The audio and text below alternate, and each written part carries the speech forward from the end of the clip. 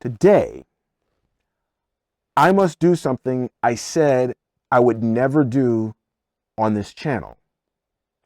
And that is, this past weekend, I created a live stream. And that's part of a plan that I have for 2025 here on the RPG Elite Network to go live much more. I think I have 3 live streams. That's it in all the years that I have done YouTube. And most of that time has been spent learning things and all the rest of that. So I did this live stream, and it was my first time also doing a multi-stream. I was streaming here on YouTube. I was also streaming to Amazon Live. Well, it worked and it didn't. Number one, Amazon terminated my live stream twice because of a policy that apparently I was breaking. And on the 3rd try of restarting the live stream, I had to not include what I had in the beginning of that live stream. And when I did that, it went all the way through. I also had a little bit of another problem. When I went back to look for the YouTube live stream, it wasn't there. It's actually still kind of waiting in limbo right now. Shut the front door. When I had finished the live stream, it was there, and now all of a sudden it wasn't. So I'm going to chalk this up to user error. I must have done something that somehow deleted that live stream. I don't know what I did exactly. I have an idea, so user error. But the good news is that the live stream was recorded anyway. However, as a result of all of that, today, I must do something I said I would never do on this channel. And that is to make a video longer than 20 minutes. It's been over a year since I've made a video longer than 20 minutes, and I made a video explaining why I wasn't going to do any more videos longer than 20 minutes. In addition to that, I also pulled back on videos, right? Once a week now is what you get as a guarantee. Sometimes I might do more than one. And this new plan going live in 2025, so we're going to be doing many more live streams. It actually is going to help me to produce more content. So consider this video the live stream replay. However, what I'm going to do is I'm going to include that thing that got me kicked off of Amazon Live twice. They kicked me off twice. That's going to be the first thing you're going to see. And you're not going to believe, I still don't understand why that portion of it got me kicked off. They said it was personal information. Apparently you can't be personable. I got personal, but it wasn't personal like I was giving out all this kind of information. You'll see here in a second. And then on the very end of this, I'm going to include something that was only supposed to be for my YouTube subscribers anyway. I wanted to include that. And in the middle, we're going to take a deep dive into the electric state, which is what the bulk of this will be. And you will see whether or not this is going to be a game for you. So I'm going back on what I said, kind of, because this was actually a live stream and it's supposed to be a replay. And so I'm not really doing anything extra per se. So you can take that for what it will. This is a long video. Click on watch later. Watch a little bit of it, come back, watch a little bit of it, do your thing, all right? So let's get into this right now with a deep dive into the electric state. Well, y'all know how I do this. I got my handy dandy, trusty dusty utility knife. Okay, so if you've been watching any of my unboxings, you know that for a second there, I did not have my handy dandy trusty dusty. And I thought I had misplaced it somewhere, but no. My wife moved it somewhere. Man, I have been married to this woman for almost going on 28 years this year. So almost 3 decades I've been married to her, and I love her to death. But man, I can't set anything down to save my life. Literally, I could go upstairs, set something down on the dining room table, come downstairs to do something real quick, like for a minute or two, go back upstairs, and it has been moved. And I do not know where it is. And I'm like, I could have swore I put such and such on the table. And then I hear a little voice and it says, oh, well, I thought you were done with it. I don't know how many times I've heard that. I'm like, I just set it down.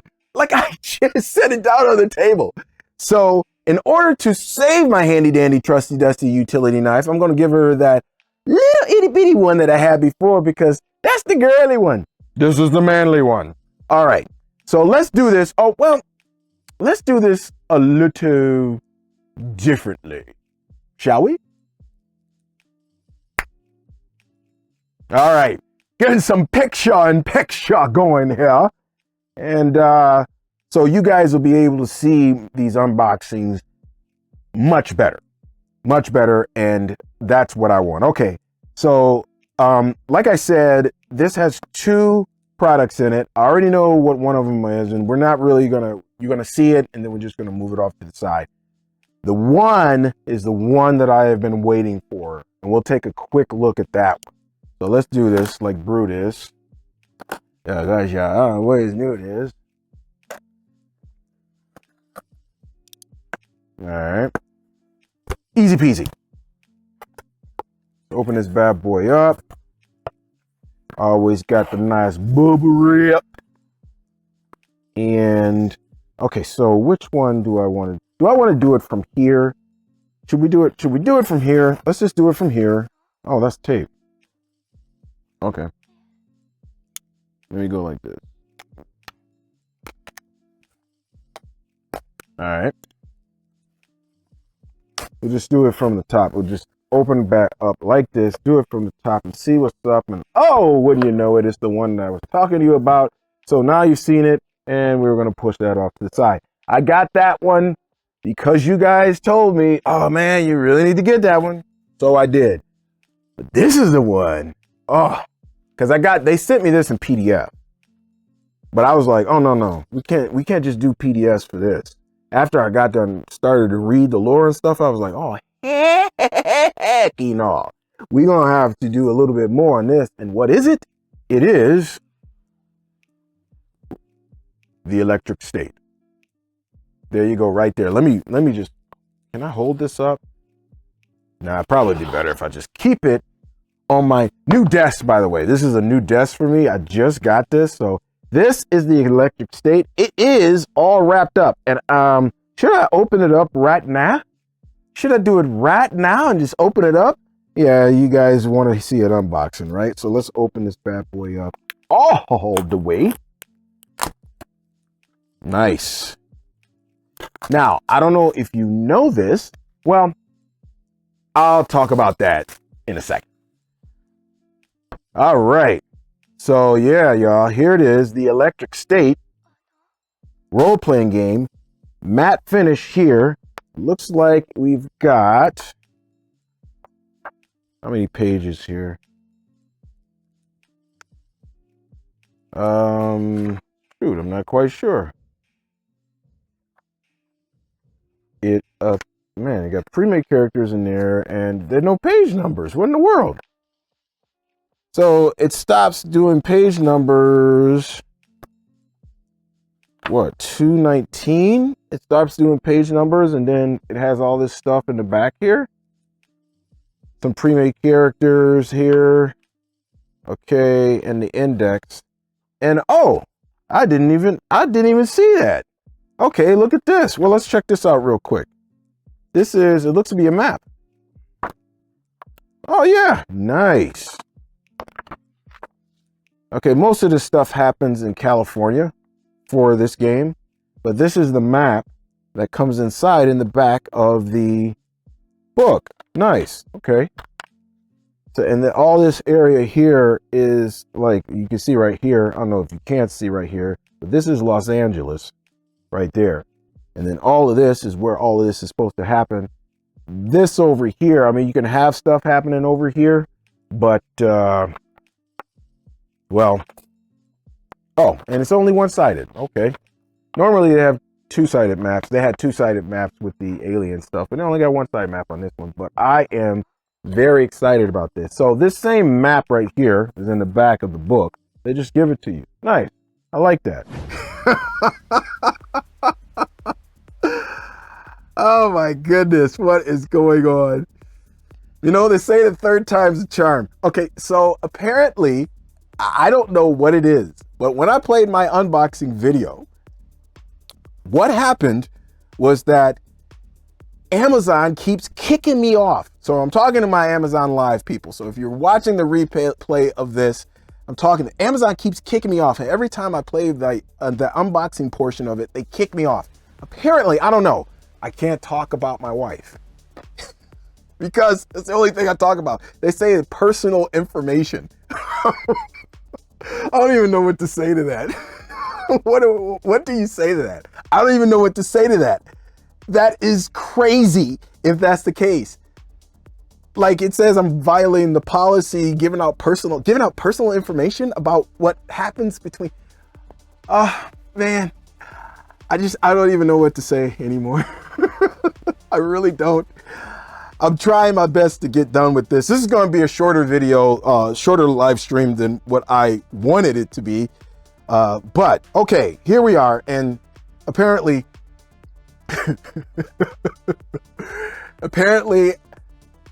it's a policy violation on Amazon. Again, this is my first time doing this. They're saying that I did it twice. Like I said, third time's a charm. It's the third time I've done this now. And apparently I can't, personal information is what I gave out. When did I give out personal information? And the only time it happened is when I was talking about what happened when with my utility knife with my wife. That's the only thing that I can think of that's personal information. I don't even know what's going on. You can't even be personable. It's crazy. I don't know. I don't get it. My first time being on Amazon Live, and I must say I am a little disappointed, to say the least. But we're going to move on now because we're going to be looking at the electric state. I wanted this to be much longer than what it is. However, it's going to be shorter because at least it's going to be shorter over on Amazon Live. I'm going to click that in stream button a little bit sooner because we're doing this in multiple places. But if you are on Amazon Live, welcome. And we'll see if I get kicked off again for the third time for doing whatever. We're going to look at this product right now, though. We're going to look at the electric state. So this is this bad boy right here, and I'm going to move my camera over because it is a little bit wonky. So let me move that for you. Okay. Now this is the Electric State RPG. This game came out in September of 2024 is when they dropped it, is when I got the PDF. I remember I got the PDF in September of last year, and I got the PDF. And for those of you who actually saw that unboxing that I just broadcast, I was like, you know, I really need something in my hands. I want to actually, for people to see this product. So this is a matte finish here. And you guys didn't see this because, so I'm going to say this for those who are on Amazon Live. It's 219 pages, somewhere like that. The inside kind of a semi-partial glossy pages, kind of, sort of. But if you count the characters that are at the end, because they kind of ended at page 219 here, but they have more pages afterwards. Like right here, as you can see, this is the character sheet. And then over here, they have characters that are ready to go. So if you just want to go and play right away, you can just use those characters. So it's more like 220 something pages, something like that. But this is the map, and I have to do this again because, again, for those of you who are on Amazon, you guys didn't see this because this was in my unboxing portion of this video. But this is a map of one of the places in the electric state. It's called Pacifica. And what is Pacifica? Pacifica is California. Now, this tabletop RPG is a post-apocalyptic alternative history type of tabletop RPG. But it's only for the United States because that's where all this stuff happened. It happened all in the United States. So they come with, this comes with a map. This same map is in the very beginning and the end of the game. So you find it right here, and then it's the same map here as well. But you also get the map also. So they really are setting you up in what used to be called California, but is now called Pacifica. And it is a country on its own. Civil War, and what happened is that throughout the United States, you now have new countries. Pacifica is one of them. Some of the major cities in Pacifica that they cover in the book are Los Angeles, of course, Sacramento, and San Francisco. Those are the major cities that are still around. But the electric state is actually a place where you go to using what's called a Neurocaster. And you guys, I'll let you guys see this as we go through the book here. But this is based on a graphic novel by Simon Stalenhag, right? Simon, he also did some work from Tales from the Loop. I'm pretty sure he did Tales from the Loop. His artwork looks like that. So this stuff here, it looks like that this is the same artwork from the tabletop RPG Tales from the Loop. There's 8 chapters in this tabletop RPG, and you have the first one, which is kind of gives you kind of an introductory to the game, kind of to tabletop RPGs if you don't know what they are. And it tells you about, it really starts to focus on the journey. And we're going to go over that as we go through this. But it focuses on the journey because the journey is the thing. The second chapter is the lore. What happened? So everything up until like 1990 is the same. At 1990 is where things change because that's when the Civil War comes into play and all of this other crazy stuff happens. All right. So that from the 1990s on, and this is where the game takes place. It takes place in this alternate history 1990s, modern era type deal. So that's where it takes place. And you find out all of the lore and everything in chapter 2. In your Traveler, that is where you are going to create your character. So it tells you how to create it. There's like 17 steps to create your character. And I know that sounds like a lot. It's really easy to create a character in the electric state, like really easy. Now, I was trying to create a character and I didn't quite finish. So I will finish that later on. I don't know if I'll do a separate video where I do a character creation for it or not. Probably. And 4th chapter, you go through combat and neuronics. Now, neuronics is something that you find out about in chapter 2, when you find out about all the different corporations that are the huge corporations, but the one, when it comes to neuronics, is one called Sentry, or is Sentra, S-E-N-T-R-E. So I don't know how you actually say that. Sentra, Sentry, maybe it's Sentry, and they just spell it differently. Chapter 5, the journey. We'll go over that in a second, because in the electric state, it is all about the journey. That is what it's about. Chapter 6 is about threats. Now that is more for your GM. So whoever's going to be running the game. Chapter 7 is an actual adventure or journey that you can take your people through. And chapter 8 is the lone traveler. Now, this is the first time I've ever seen this in a tabletop RPG. It's the first time that there has been a full system to play a tabletop RPG solo, included in the core book, I have ever seen. I've seen a lot of tabletop RPGs. Solo play for a tabletop RPG, that's been around forever. However, this is the first time I actually seen like the system included in the core book. I've never seen that. And they've got it here in the Electric State. I'm not saying that it hasn't been in other tabletop RPGs. Goodness gracious, there are, oodles of tabletop RPGs out there. I'm just saying that this is the first time I've ever seen it included inside of a core book. So that is what you are going to get. And then you have those characters at the end, those pre-made characters. If you just want to get straight into it, you can get those characters. You've got Into the Dust, which is an actual journey, and you guys can be in and ready to go. All right. I want to go over just a couple of things, but the first thing I want you guys to see is this picture right here. This thing that's on this guy's head is what's called a Neurocaster. And let's go ahead, and I'm going to try to pull this up on the PDF because I think that it'll look better. So let me go back to the beginning here.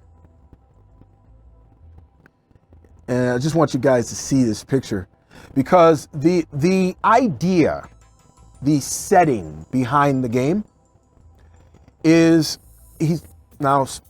Simon's making a statement here. Well, let me try to go ahead and show this to you on the PDF.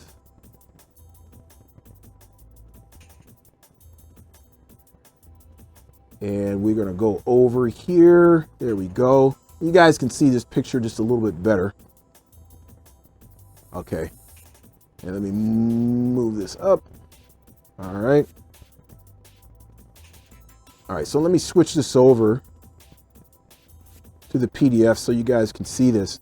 So this guy right here has on his head what's called a Neurocaster. And there's a thing that I kind of mentioned a little bit called neuronics. It has like a whole chapter on that with combat in the game. And this big fat thing on this guy's head. So the statement that's kind of being made in this game is the fact of how we get disconnected from one another through these virtual worlds and places. So do an experiment. I want you to do an experiment. I want you to go out to eat someplace, restaurant, and when you're out there, what I want you to do is I want you to put down your phone. And I want you to go and I want you to look at everybody else in the restaurant and count how many people are doing one of these things. Because that's really what I believe he's saying as far as this disconnection. And so look at how big this thing is, right? And this guy's, half of his head is in it. And he just like, look at him. He's just like looking up, he's like lost, right? And it's kind of like what happens when you get on the internet, right? You want to go to maybe a website, and then you go to another website, and then you go to another website, or you go to like maybe a video site and you watch one video, then you watch another video, then it's called doom scrolling. And before you know it, an hour has gone by, and you only just wanted to see one thing. Well, in the Electric State, what happens is that you plug your brain into these Neurocasters, so like brain receptors. Look at this cable on this thing. Like, look at this cable on this thing. This thing is huge. This is coming out the back of your head here, and it actually hooks into your brain, and you're in what's called a neurographic network. So this will affect you. It affects people so much in the Electric State that some people become addicted. They die with one of these things on their heads. Oh, this is good. This is some good kind of, the setting. It's a serious tabletop RPG. Obviously you can have some comedy in it, to kind of lighten up the mood, but the setting itself is serious. It's making a kind of a serious statement. All right, so let's, I'll go back here to my plain product display here. And I'm pretty sure that this is the same guy that did Tales from the Loop, because our artwork looks exactly the same. And so we're going to go ahead and look at the journey. This is what the game is all about. So I'm going to switch back over to the PDF here, and let's go to the journey. And I want you guys to actually take a look at this.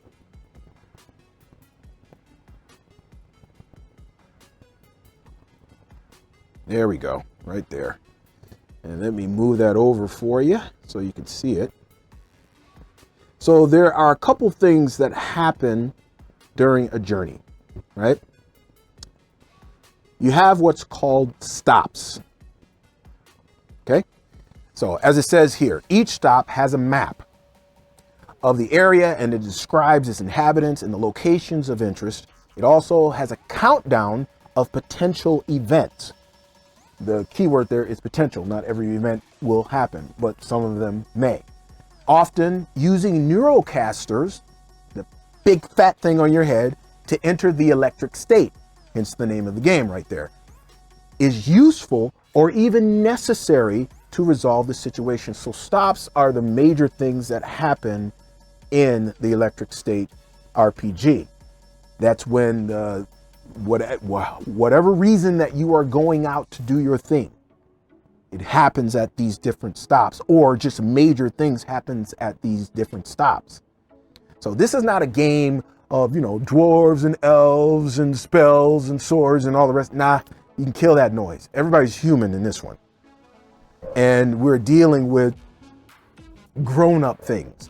Now, it doesn't have to be real deep, but it's just, adult concepts, kind of psychological. That's why I like it. I love stuff like that. I love that stuff. So you can have mystery and intrigue and adventure. All that stuff is here and you could see it. But again, it's set in a 1990s alternative history setting.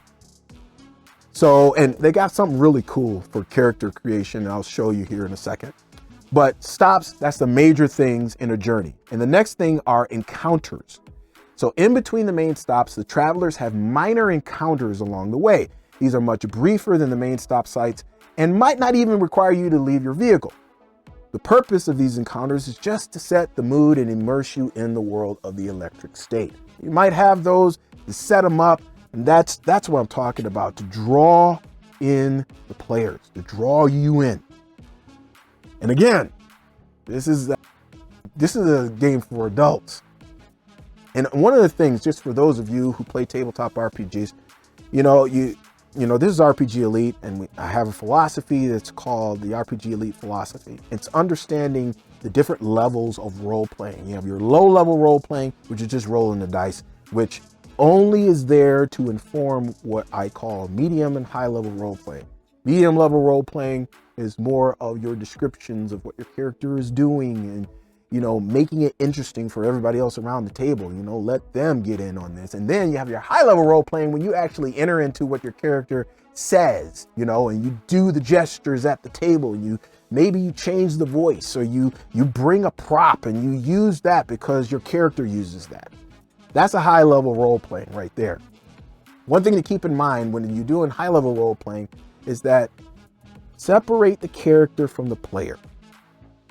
Sometimes, especially with new people, they don't understand that, if a player is in character and then they start getting upset, okay, that's the character getting upset, not the player, and then they'll start being, why are they mad at me? And then they'll start reacting. It's kind of like, okay, calm down. This is a tabletop RPG. We're just getting into our characters. That's how we do this.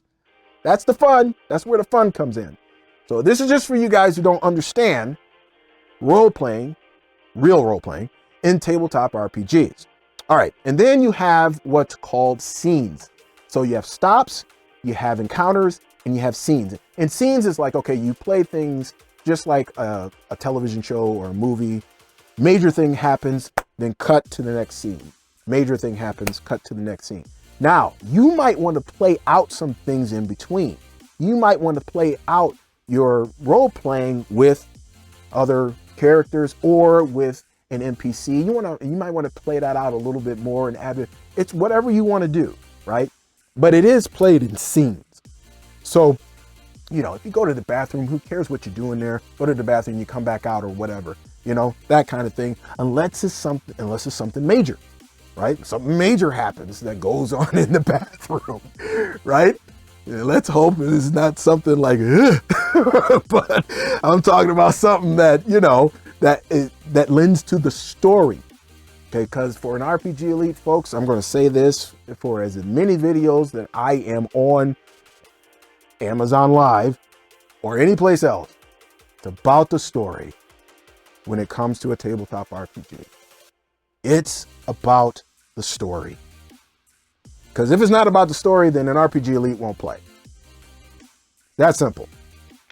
All right, so we're going to move on, and I'm going to actually read at the end of the session. So a session is when you guys sit down and then you end it, right? So when you play, it's called a session.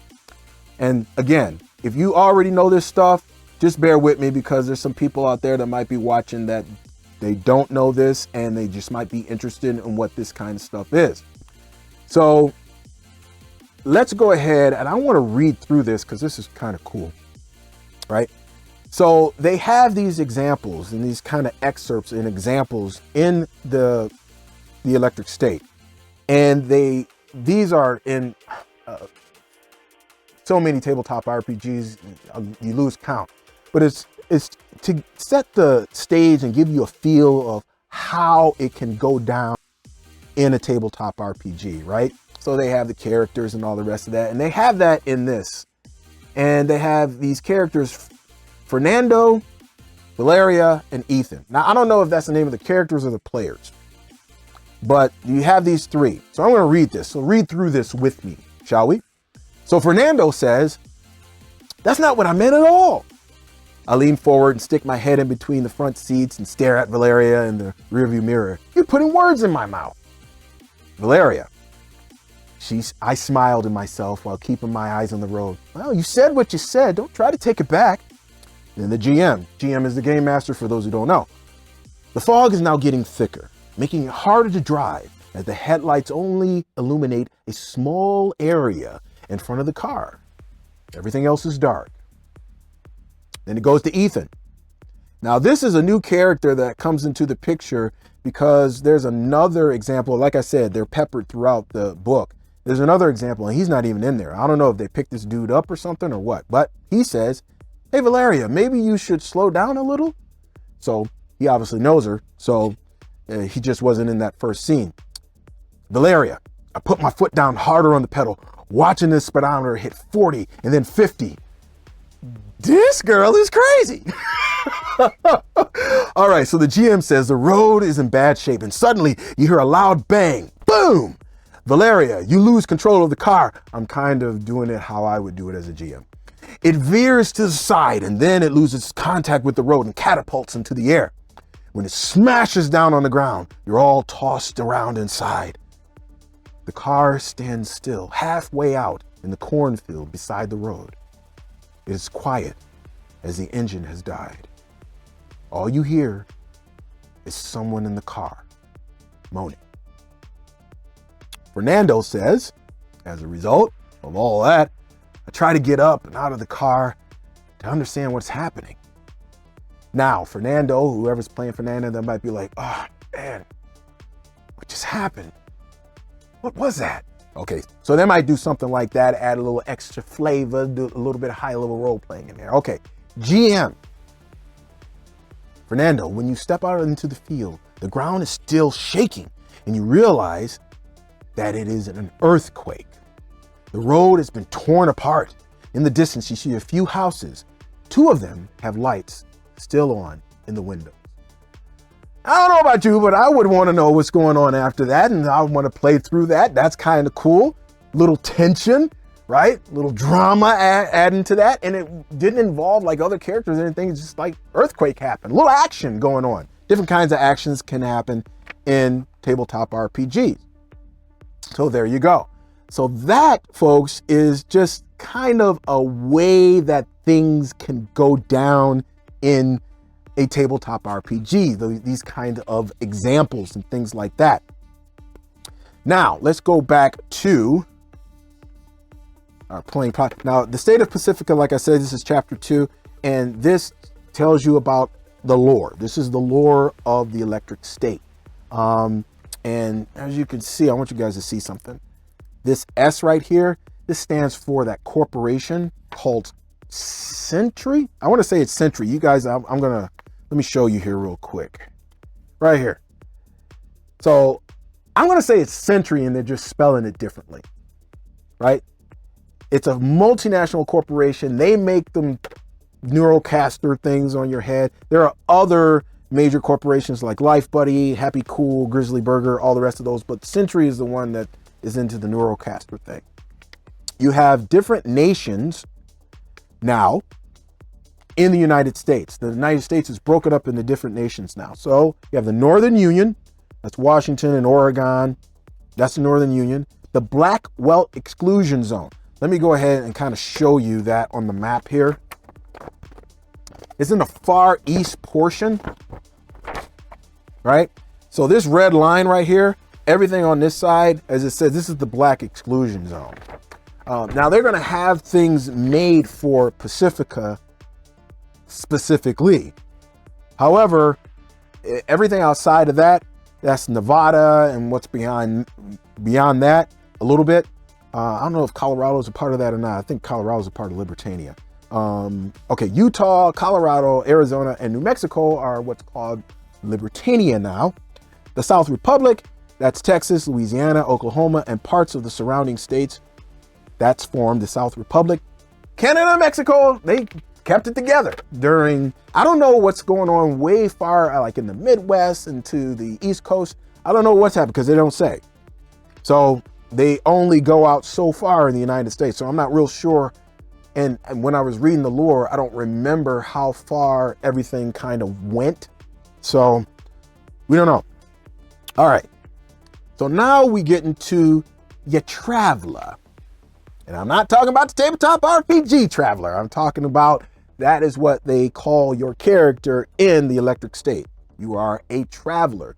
Remember when I told you it's about the journey? So everything is kind of described with that in mind. So you are a traveler. And take a look at these cars. It's classic 1990s cars here. I think, is that an Olds? I think that's an Oldsmobile right there.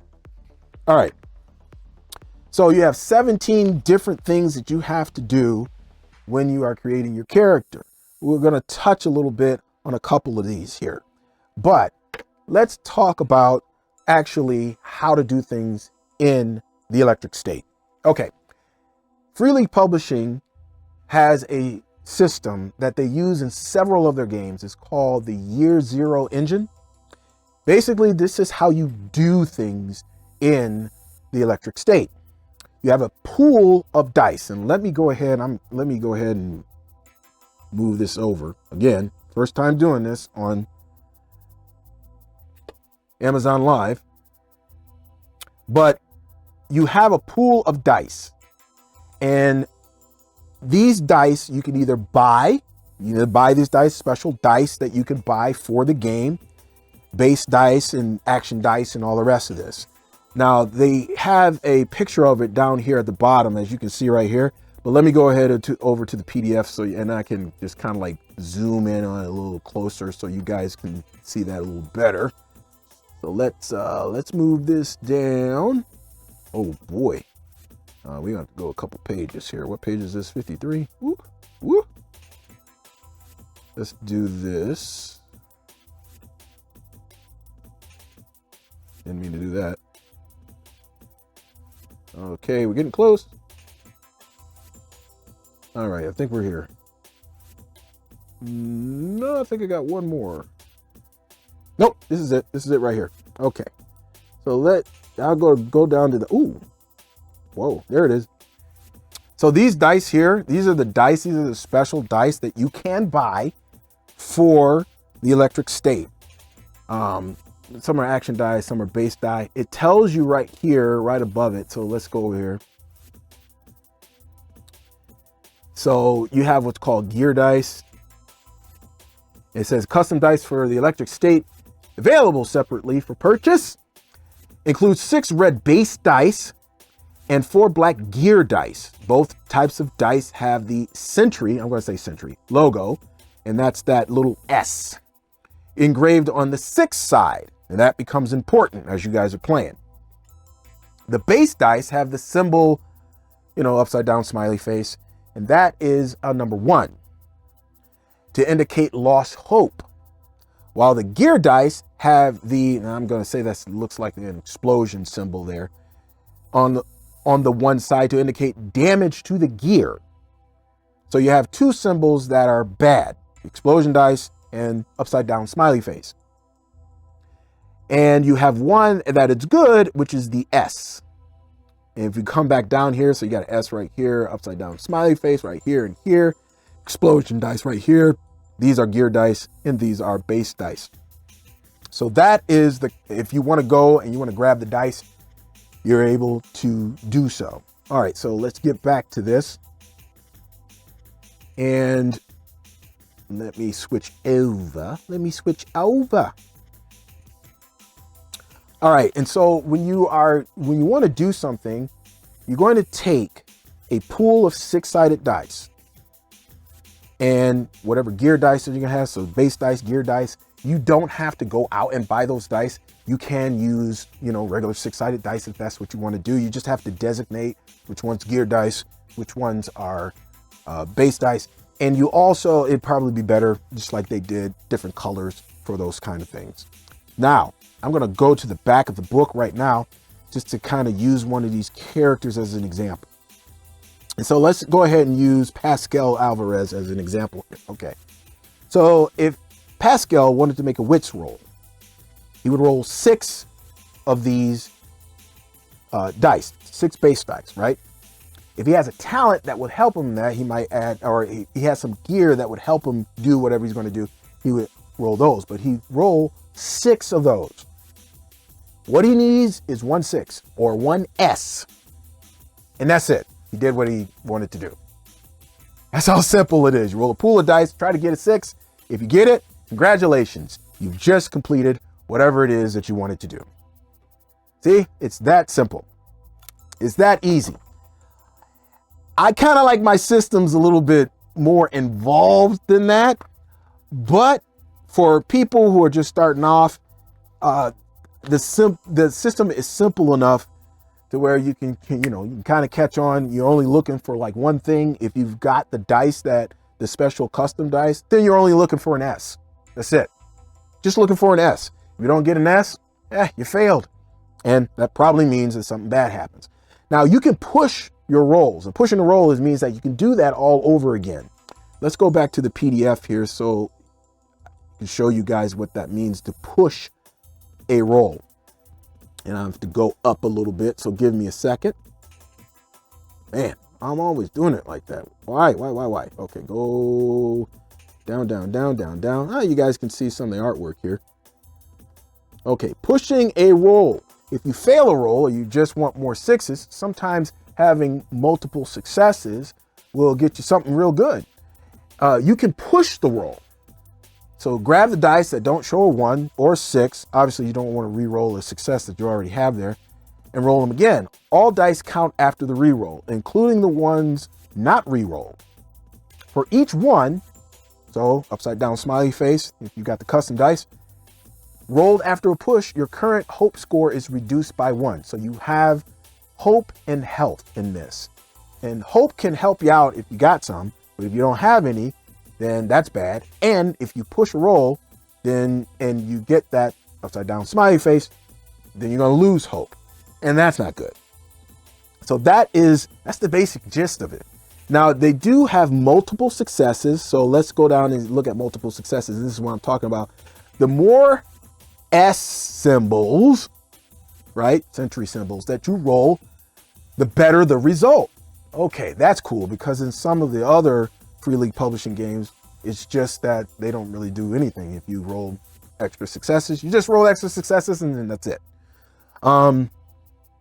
So in combat, it means more damage. Dun, dun, dun. In other situations, it could mean a number of things. For example, that you show off, that you do it quickly, that you do it quietly. You just have to come off the top of the mind if you're the GM, or if you're the player, and be like, okay, this is how I envision this actually happening. And the GM says, yo, that sounds good. That's how it happens. And you guys move on with the story. There you go. You can help other players and all the rest of that, but that's the basic gist of it. Okay, right there. You have 4 attributes, and I'm going to have to go to the side here to show you those. You have 4 attributes.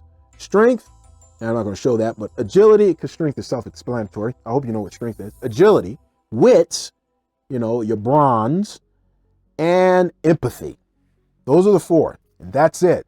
In other tabletop RPGs, you got this, that, and the third, and a lot of other things, and it's a little bit more nuanced and a little bit more detailed, but they keep it simple for the electric state.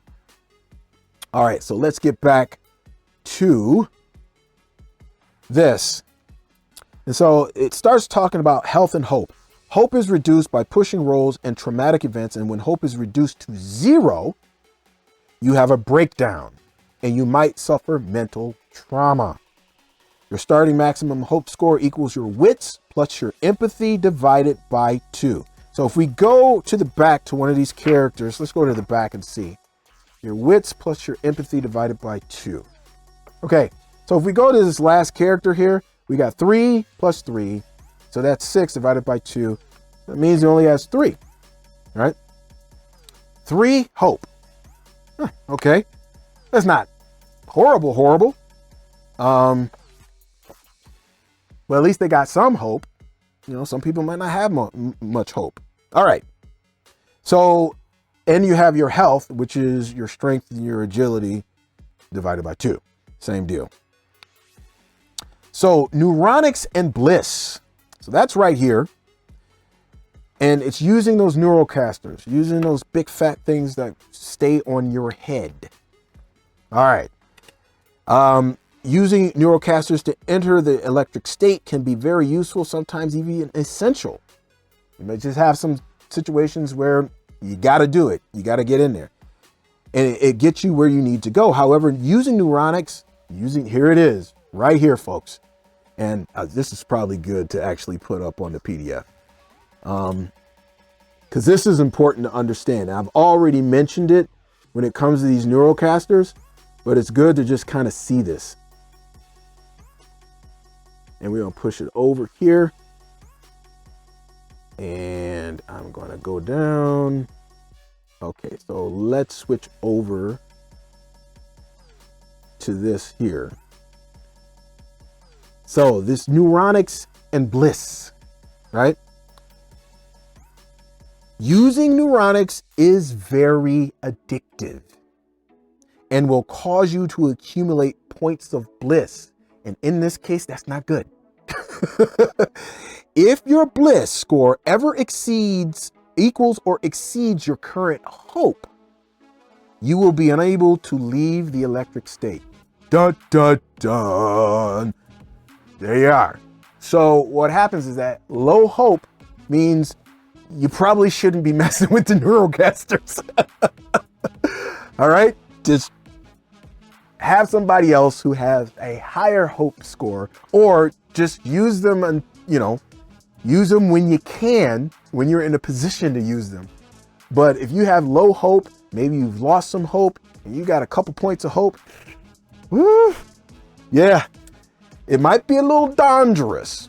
Now, not to say that you can't do it at all. You probably can, but your bliss is going to build up. So you're going to have to keep a balance between your bliss and your hope. I love it, dude. That's the kind of stuff I'm talking about. That's good stuff right there. I really like that. That's good stuff. All right. Now you have your talents, and there's a whole bunch of them in a whole long list of talents. Normally your talents are going to just give you some extra dice. There are a few talents in there that doesn't give you extra dice. It gives you like a special effect. It may double something, but most of them give you 2 extra dice to roll to a certain attribute. So if you got a 6 in your agility, it'll give you 2 dice for, let me see here, pilot, right? You get 2 dice extra for piloting any kind of aircraft, right? So if you guys happen to get into an helicopter, you got somebody who's got a 6 on agility, then once they get into a helicopter and start messing around with things, they'll get 2 extra dice for liftoff or doing maneuvers or whatever when they're piloting. So that is these are all of the talents. And if there's something here that, you kind of see something and you don't see something that will actually fit your character, you and the GM can kind of work things out, if you want to. This is not an exhaustive list is what I'm saying. Then you have personal stuff. 2 things here, your dreams and your flaw, right? So this is really so cool. This is just real cool. So it talks about having a dream and following your dreams in the game. So actually, this is part of your character and then having a flaw in the game. So how this turns out and I'm gonna go back to this character here. So this character has a dream. Let's read their dream. Lose the memories of the war. They want to blank all of that stuff out. This character is a veteran archetype. We'll go over the archetypes here in a second. But they have a flaw. When faced with a tough decision, especially for the group, you freeze. That's their flaw. And so this becomes part of your character. And so you have to think about, okay, what kind of character in this kind of environment, right? This world, this setting. What is this character trying to accomplish? What's the dream? But also that one flaw that's on top of it as well.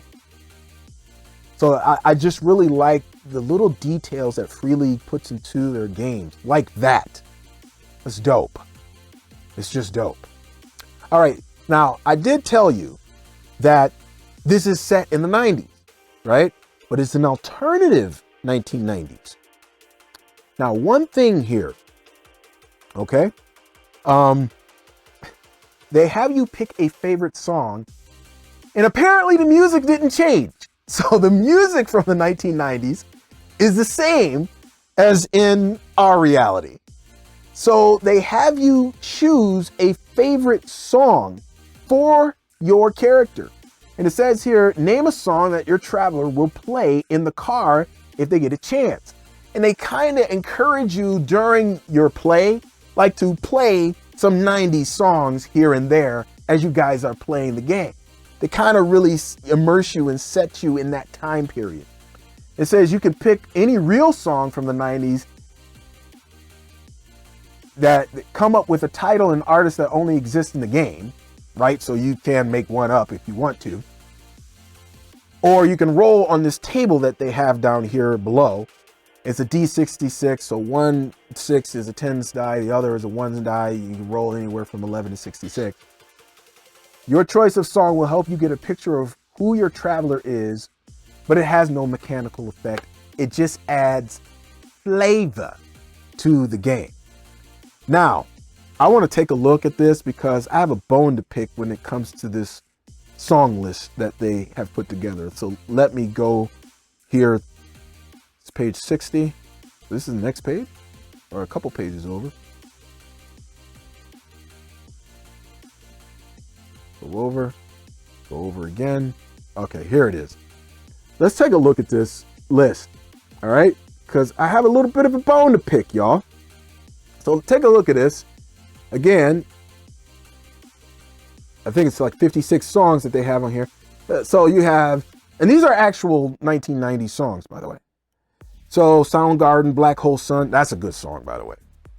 If you never heard that song, go listen to it. That's a dope jam.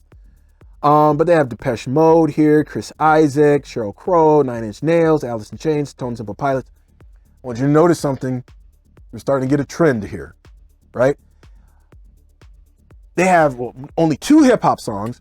So over here, this is my own personal thing. I only have 2 hip hop songs on this list. Out of 56 songs from the 1990s that they could choose, I only have 2 that they could put on this list. I have a bone to pick. No R&B, no Madonna, Michael Jackson, early 90s. They had hits. Hello, it's Michael Jackson, Madonna. I think Prince is, I think even Prince had something on the charts in the 1990s. In the early 90s, I think Kiss came out in the 90s.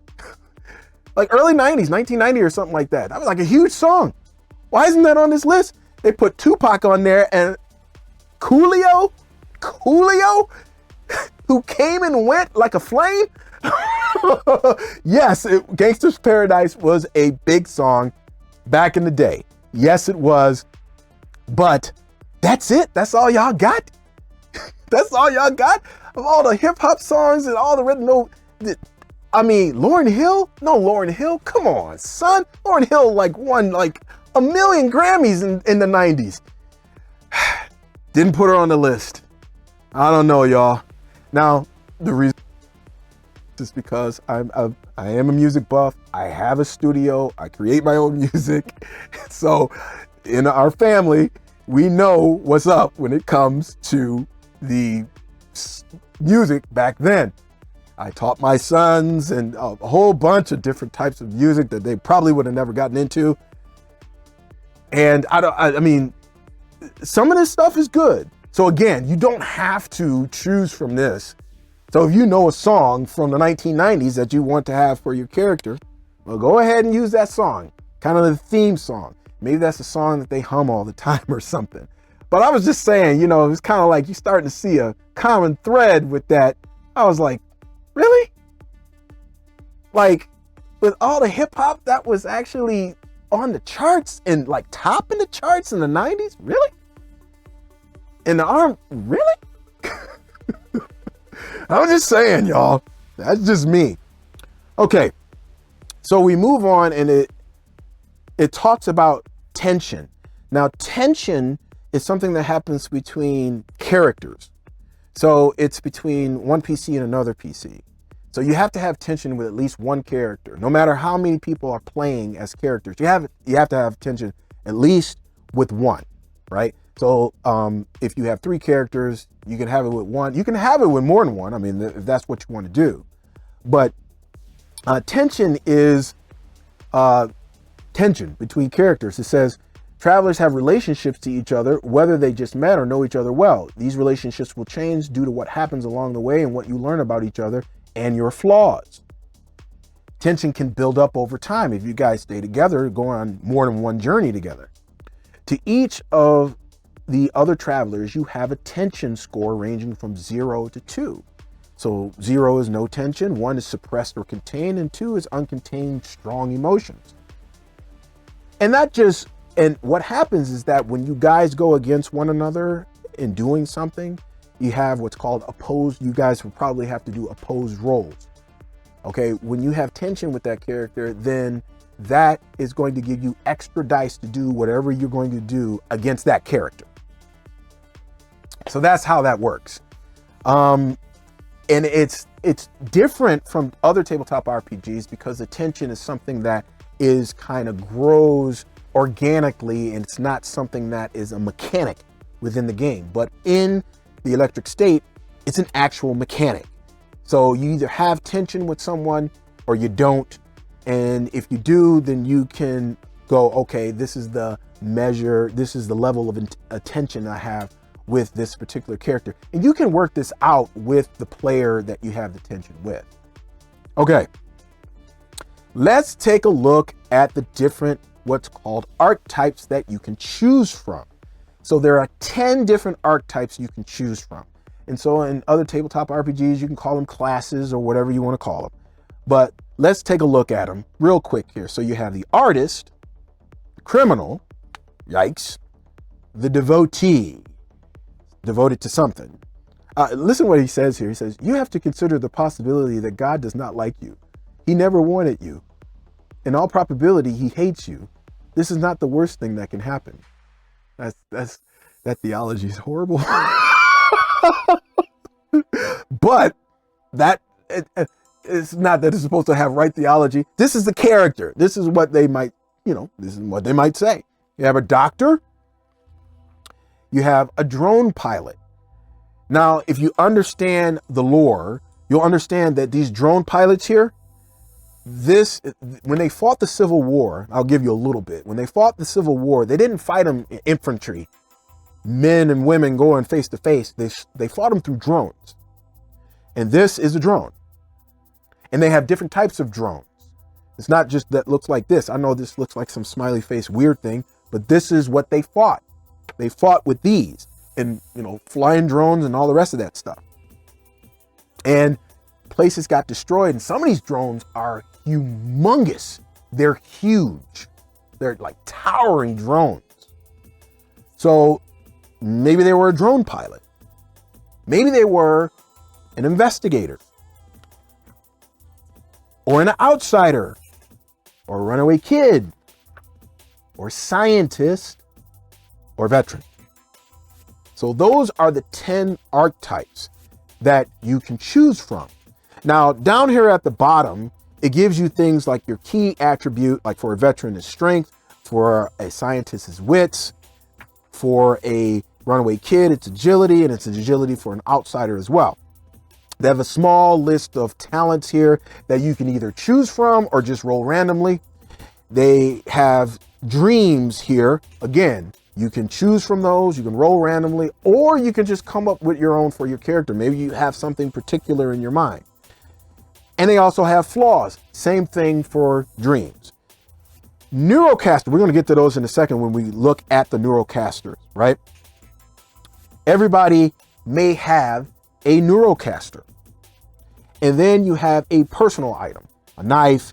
For this runaway kid, it's a knife, pack of chewing gum, a Walkman, whatever. The cash, you don't get a lot of cash starting off here. Nobody's rich. Again, you gotta remember, this is, post-Civil War United States. Unless you work for Century, and nobody works for Century. So there you go. Now there is the next section of combat in neuronics, and I'm not gonna go over all of that, but there is the section on neuronics that you're probably going to want to take a look at here. So let me get to it. Look at this. This is such a cool looking picture. And we're getting to neurocasting. So let me go ahead let me go to the PDF here, because this dude's art is really good. Really cool. Something about it. I don't know what it is. I just really like it. Let me see if I can go to 90 here.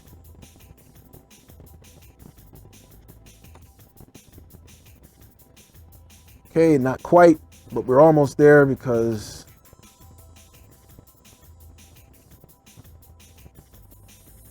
almost. Give me a second, y'all. There it is.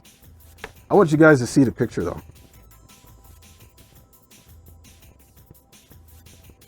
I mean, because it looks weird. And that's why I like it. Look at this guy. He's hooked up to a station. I told you that was Century that does that stuff. You see it right here, right? You can see their logo right here. So you have these like neurocasting stations. And this is the area where the Neurocaster kind of like goes in. This guy looks like he's been standing there forever. It looks like his bliss overwhelmed his hope. And this is how people become addicted. And some people become so addicted that if this guy is addicted and it looks like he might have exceeded his hope, what happens is that they'll just stand there until they die with the Neurocaster on their brains. Okay, that's disturbing, but doesn't that kind of also, there's a reflection there of how some people can get addicted. Like there's some people who are addicted to video games. For real, they're addicted to fantasy. Shoot, y'all, let me just put it out there. There are some people who are addicted to tabletop RPGs. I'm not lying. I'll give you a short story here, just a short one. We were interviewing somebody to become part of one of our games. And, we interview people, we vet people to see if they are going to work out at the table. So we were interviewing this guy, and me and my right-hand man, he's been with me for like almost 20 years now. Yikes. And we were talking to him, and he had said something like he was in like 7 games. That's what I heard. I heard 7 games. I'm like, what? You playing 7 games? Because listen, y'all, there's some time investment involved when it comes to playing tabletop RPGs. This is not just playing for an hour. This is playing for 3-4 hours at a stretch normally. That's kind of like an average amount of time. How are you in 7 games? But wait, there's more. I heard him wrong. He did not say 7 because later on he repeated himself. This is what he said. My 17 games. I didn't even know what to think at that point. I mean, what? The guy was in 17 games. Now, some of those games were kind of like play by post or play by email type of deals. But let's say it was half of them out of 17 games. And like I said, y'all, The average game is like 3 to 4 hours. So you're talking what? 8 games that he's actually playing in? That's a part-time job. He's not getting paid for that's somebody that's addicted. That is somebody that's addicted, and that's a problem. It's that guy right here. Right there. Except instead of having a Neurocaster on his head, he has a tabletop RPG, so you can go like this.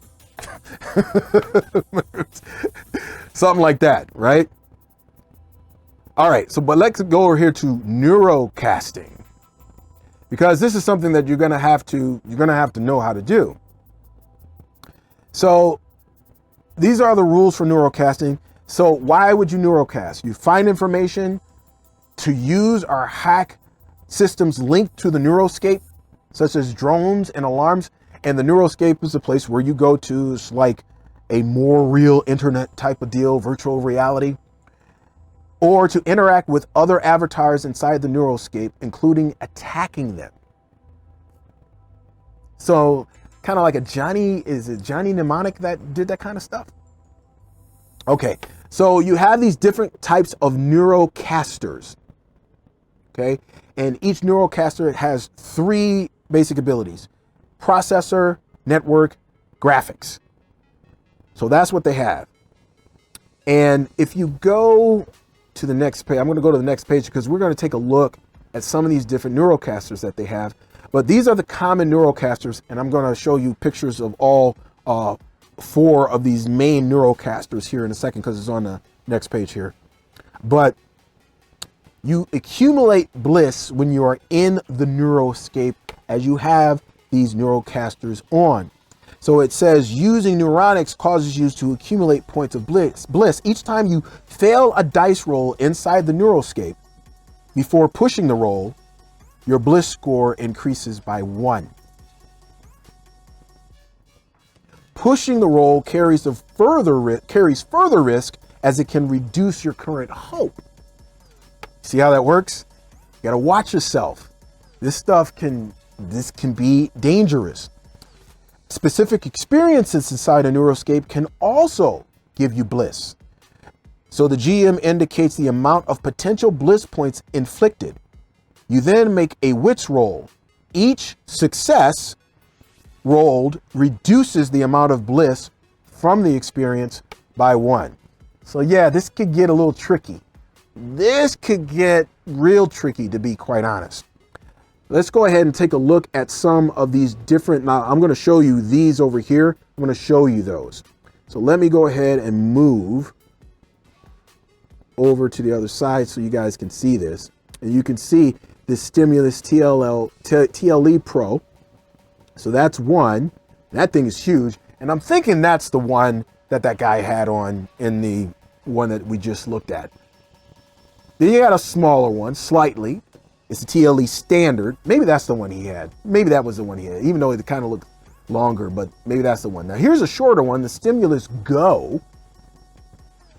And you have the Johnny Jolt theme. Now, as you saw, if you were looking before, each one has different stats and gives you a different plus when you get plugged in and you're in the Neuroscape.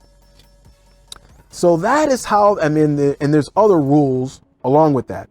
That's how this works. This game.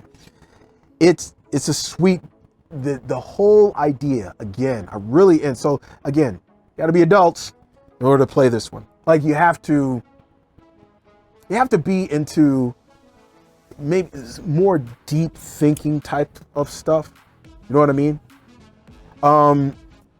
This reminds me a little bit of The Walking Dead. Now, that's a true post-apocalyptic tabletop RPG. This is kind of a partial post-apocalyptic alternative history. So it's kind of a cross-genre tabletop RPG.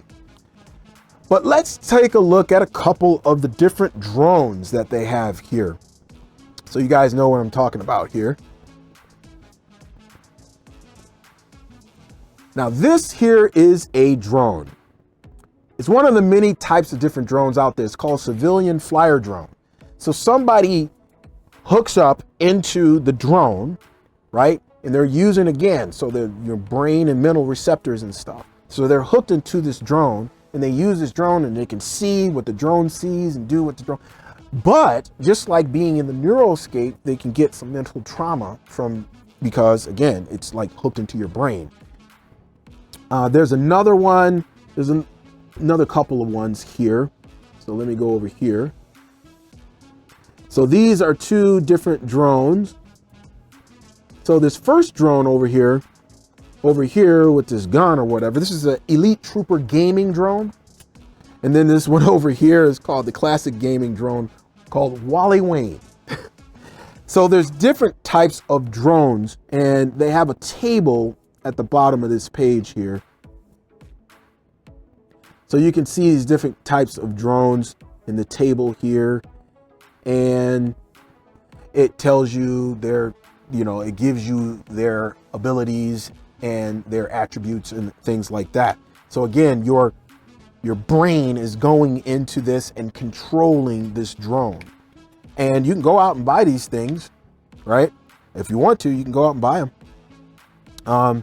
Now, one of the cool things about the electric state is that you automatically get a vehicle, because remember, it's about the journey. It's about the journey. So you got to get around. I mean, walking's no fun. And Pacifica is huge if you're going to be starting off there. So yes, it's about the journey. So they give you a vehicle, and they have a list of vehicles here. So let's go ahead and take a look at these. Go back, go back. There we go. And let's take a look at the vehicles here. And you have, now obviously if you've got more than one PC, and you're going to, even when you're playing solo, so you're not going to have a horse or a wagon unless you have multiples, and everybody's riding on a horse or maybe one has a horse and one has a bike or whatever. But you probably are going to get something like a 4-wheel drive car or a pickup truck or van or something like that. It's going to be up to your GM what vehicle you start with. You don't have to be concerned about over here the cost, unless your car breaks down and you need another one. Okay, then you're going to have to be concerned about the cost over there. But your first vehicle is one that the GM, if they are going to be an altruistic GM, they're going to give you one. And then it has rules for chases and things like that. All right, let's go back to the display here. And this here for the journey, every chapter after chapter 5 is more so for the GM. Okay, so up until chapter 4, players can do that. Chapter 5, it tells you how to put together a journey. So that's going to be for the GM. It's going to give you some tables and things. So take a look at some of the things. So how to plan a journey. Personal goals for all of the PCs who are part of the journey. Starting a journey right here. So how to start a journey. It has some tables here that you can use in terms of your stops and how you're going to be putting together your stops. It has some nostalgia from the 1990s. Again, remember, it's an alternative history, post-apocalyptic 1990s tabletop RPG here. Some blocker examples, and it explains what blockers is later on. So these chapters here are mostly for the GM, the threats, and I'm going to actually pass those up. So if you actually play the game, you won't see it. The next chapter, Into the Dust, and let me find it here. Into the Dust, here it is. Now, Into the Dust is an actual journey that they include for you to play. So if you're playing the pre-generated characters at the end, you can use this, or if you guys made your characters and you just want to get going with the characters that you've made, you can use Into the Dust as an introductory journey for your travelers. And I'm going to skip right past that because I definitely don't want you guys to see that. And the last portion of this, last chapter, remember, is the lone traveler. This is, again, it's the entire system on how you can play the electric state solo.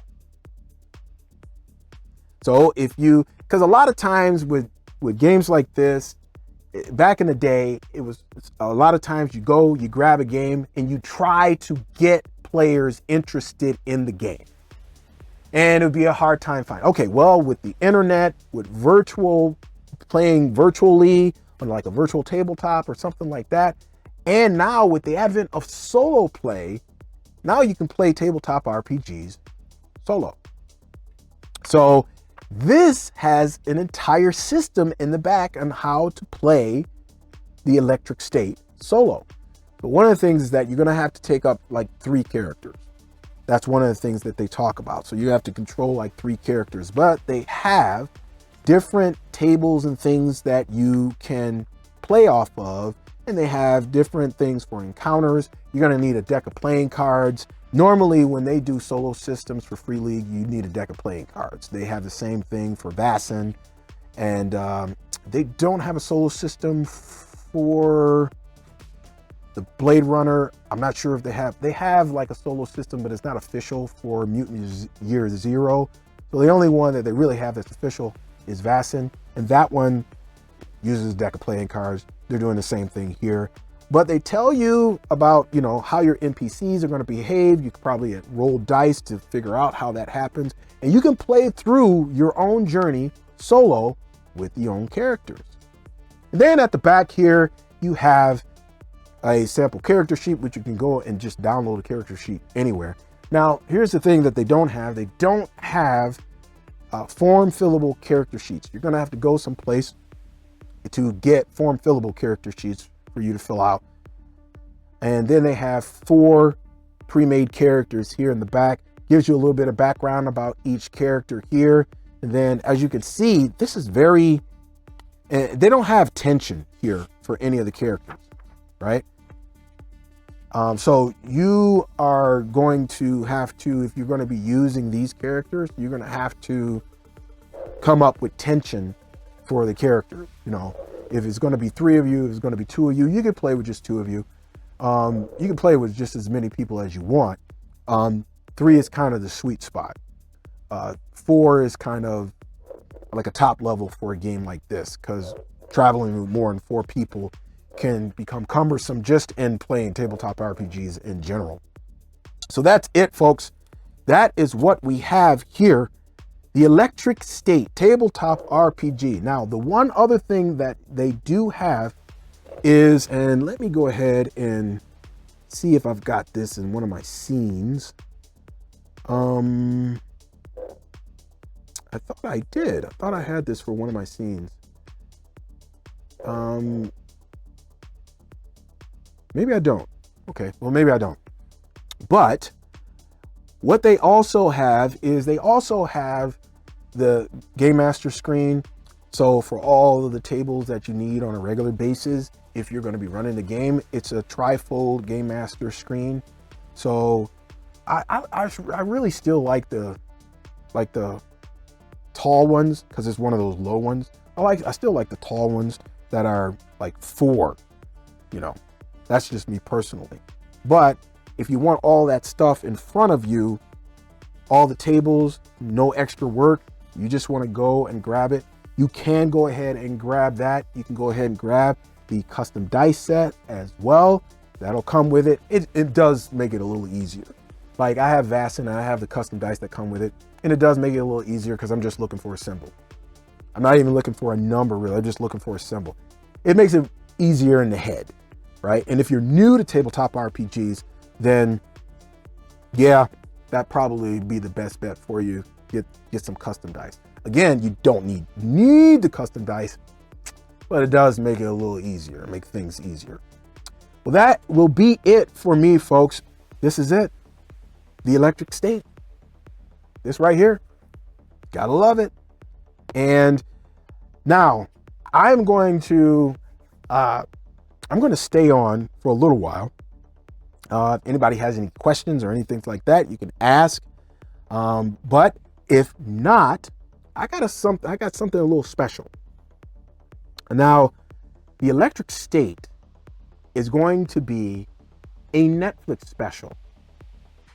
And it's coming out March 14th.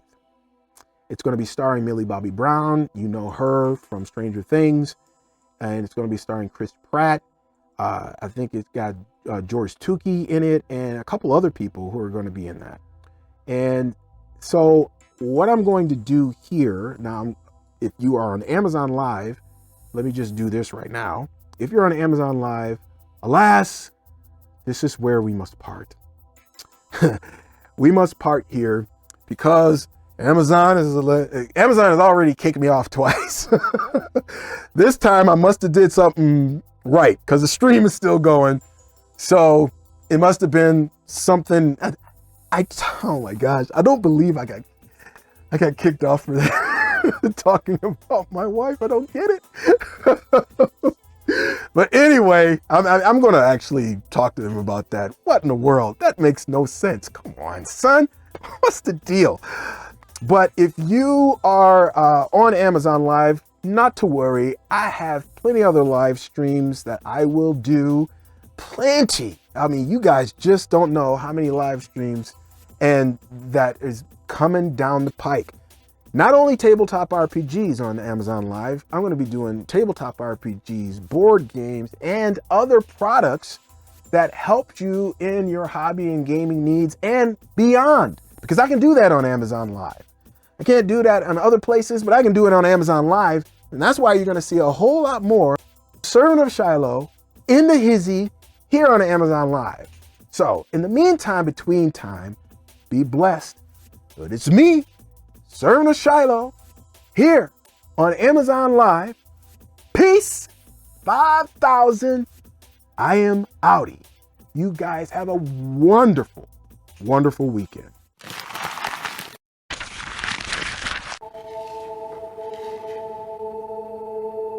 You sure you want to do this?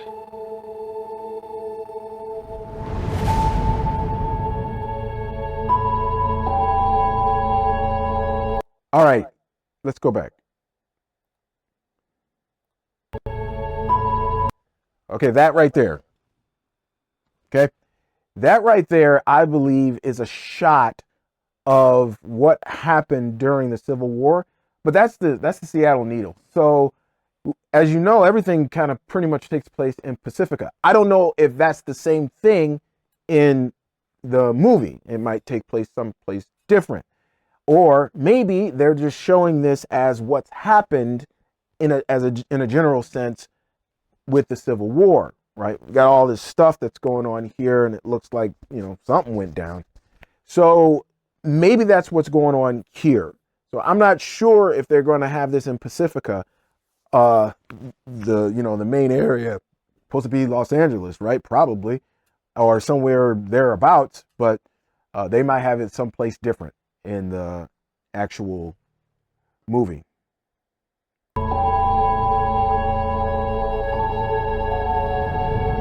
Right now, all of us have something in common. We all lost something after the rebellion. All right, that, folks, is what's called a drone. And remember when I said that the drones were humongous? There you go. That is a humongous drone. Huge. And you could see this battle. Now, I don't know, maybe they're showing what happened beforehand, right? Maybe this is a flashback to the Civil War and how that Civil War was fought. Okay, now you're going to hear her talk about robots. And they're not really robots, right? They're drones. They're actually being controlled by someone else. But there's, like I said, in the deep dive, you know, there's a possibility some of these people kind of get trapped in their drone. So, yeah, this is, I'm going to guess that this is kind of a flashback. At least this part right here is.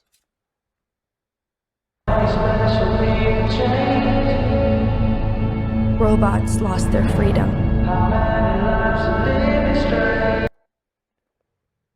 Right there, you see all of these drones, And they're saying robots lost their freedom. Again, I'm not real sure if that is accurate. Humans lost connection with each other.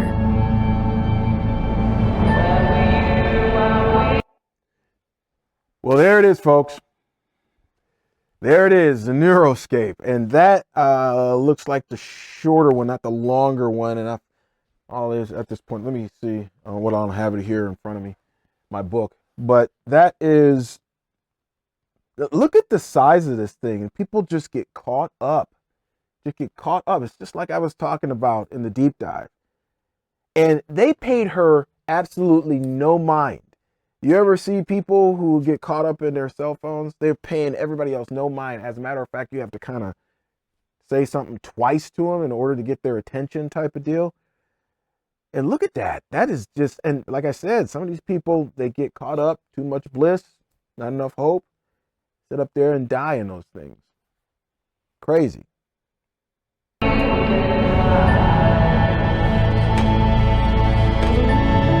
I lost everyone I loved. All right, so that is another drone, right? So there's big drones, small drones. The one I showed you as an example, that's a smaller drone, like this one with this. I don't know why they got these weird looking, they look weird like this with the round heads and the smiley faces and all the rest of this stuff. You'll find that, like all of my like round heads. I don't know where that came into play. I don't know who came up with the design for that. It's creepy. I think it's creepy.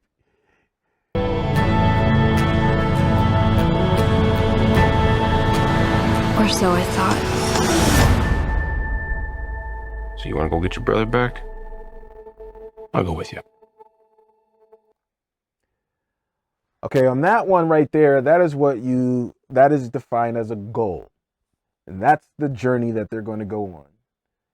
Both of them, he's working with her to go and find her brother. So that's kind of how you would translate that into the tabletop RPG. Someday you will find me caught beneath the landslide in a champagne supernova. Whole bunch of drones right there. Whole bunch of drones. Every one of them with a, round head. I don't know what the deal with the round heads are, but that's a whole bunch of drones that they have.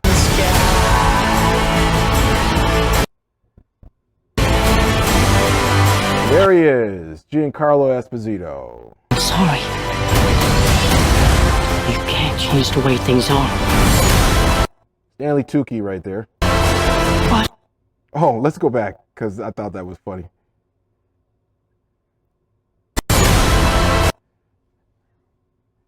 The Planters Peanut guy.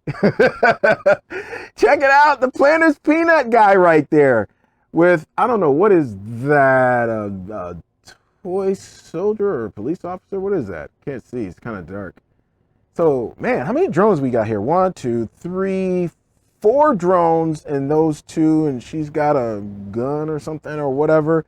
So it must be getting heated on this one right here. So yeah, so you could still have that adventure and that action and all the rest of that stuff.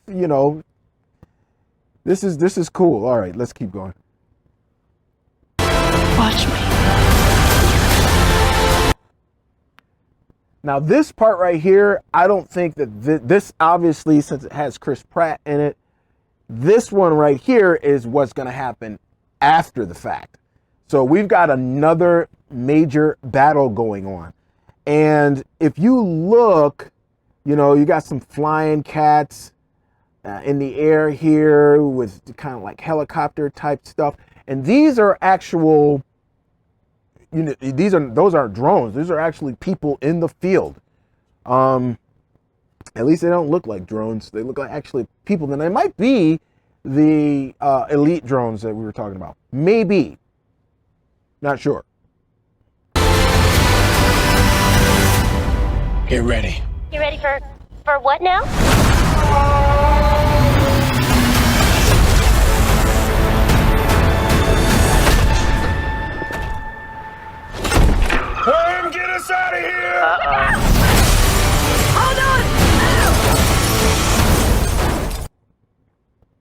apparently, some drones can talk. It didn't look like the drone, that small drone, when she was in that room, didn't look like that one had the ability to talk. But this drone that apparently they meet up with has the ability to talk. It has vocal cords and whatever.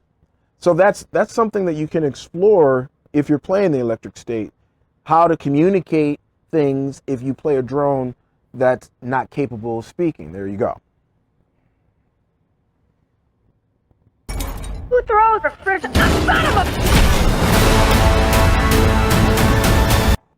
All right, so you've got, there we go. So you see you got Millie Bobby Brown, Chris Pratt, Jason Alexander. I didn't even see Jason Alexander, so he must not have been. Woody Harrelson. They might be voices of some of these drones. So they might be voices. Anthony Mackie, and then Giancarlo Esposito and Stanley Tucci. All right. Is it, do I say that right? Tucci or Tucci or whatever? Hopefully I said that right.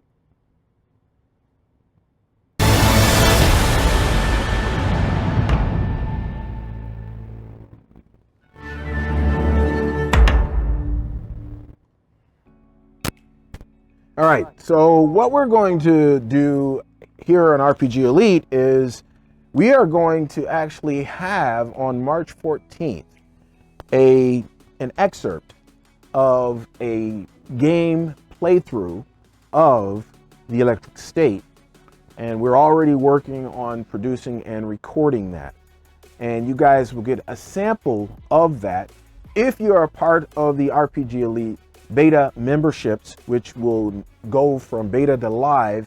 That's the plan in April of this year. You guys are going to get the whole thing.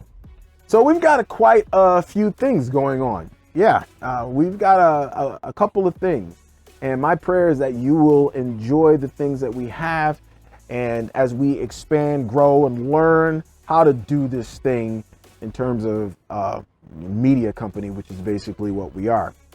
Well, that's it, folks. That is going to do it. Full live stream. Thank you so much for joining. If you went through this whole thing, then man, thank you so much. Don't forget to hit that like button and hit that subscribe button and the notification bell if you are not a part of the fam and you want to be, as we go into some different things here, going live in 2025 type deal and beyond type stuff. So I got to get out of here. That means I got to do my snaggle put. So exit, stage left. Yeah, I got to do that. You know, I've got to keep that in there. If it's going to just be a video, I'm going to keep that in there, right? So it's me, your boy Servant, saying peace 5,000 leaks. I am gone.